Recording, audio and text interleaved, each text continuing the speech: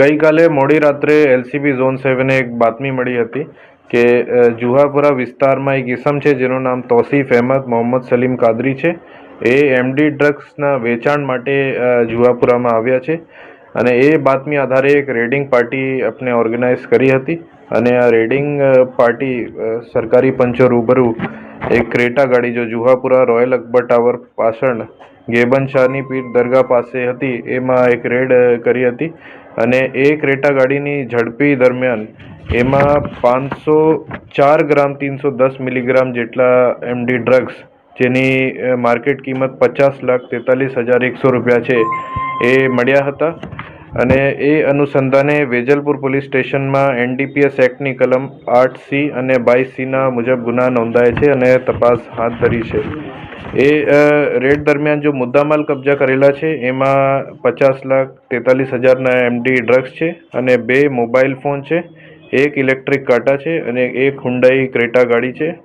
અલગ અલગ zipper bag છે અને એક ગુલાબી કલરની પ્લાસ્ટિકની થેલી છે. કુલ મિલાકે મુદ્દામાલની કિંમત 60,71,600 રૂપિયાની છે અને જો આરોપી છે એનું નામ તોસીફ અહેમદ મોહમ્મદ સલીમ કાદરી છે. એની ઉંમર 37 સાલ છે. એ 10મી ધોરણ સુધી ભણેલા છે અને એના અગાઉ પણ એક એનસીબી નાર્કોટિક્સ ક્રાઇમ બ્યુરો દ્વારા એક 2021ના ચરસની કેસમાં એ પકડાયેલા હતા. સર, ક્યાં કોને માલ આપવાનો હતો, ક્યાંથી લઈને આવ્યો હતો, શું તેની પૂછતાછમાં સામે આવ્યું?